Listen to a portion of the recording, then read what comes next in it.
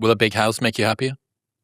If you use it as a way to have better relationships with people. If you have a big house so you can have 20 of your best buddies over every Friday night and have a great time, yes.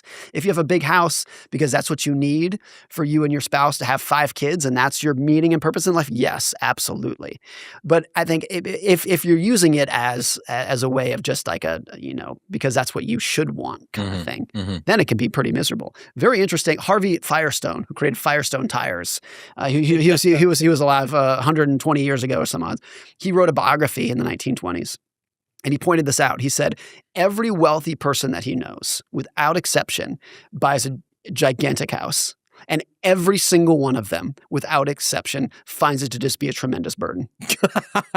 and he was like, why do we do it?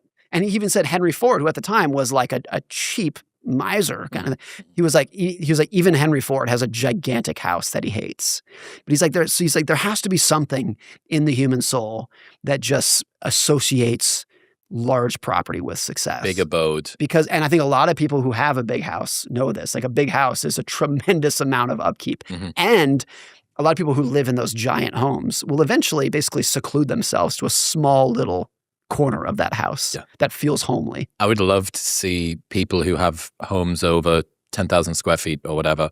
I'd love to do one of those GPS tracking maps. Yes. You know how they do Where with wolves? Where do you stay with wolves? Yeah. And I'd want to see, oh my God, of the 10,000 square feet that your house is, you use the same 1,500 square feet. Right. And you would be able to purchase that in this location or however many of these, or this is what you lived in. You use the size of house that you lived in when you were 22. Yes.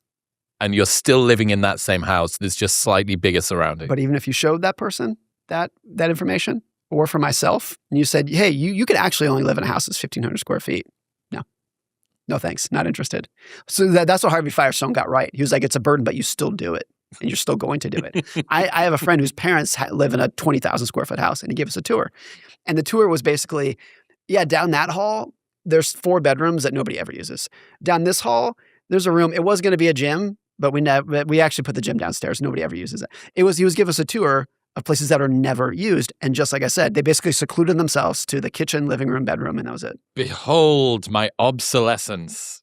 Look at how much surplus I have. But I think this is why it's such a fascinating topic, because people have always done that and they will always do it. An interesting point is even rich people, not all rich people buy fancy cars. Not everyone's into cars. Yeah.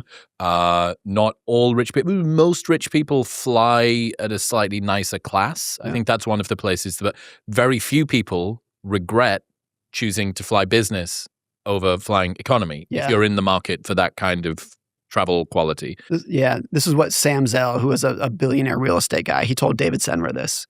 Sam Zell said, the only true material luxury is flying private. So Sam's advice, it's ambitious advice. He was like, get to private jet money. That's the only thing that makes a difference Galloway in said your the life. same. Scott Galloway said, once you were able to own your own home, the only next thing worth buying is being able to have a jet. And obviously that's 0.0001% It's a fucking, money. I'm like, Scott, the difference between, for a lot of people, being able to buy a house is that's out of fucking reach at the moment. And then the jet thing, but at least to me, the sort of funny note on that was like, what about a yacht? And he's like, yacht's stupid. No, pain in the ass. Yeah. Yeah. I thought it was so funny.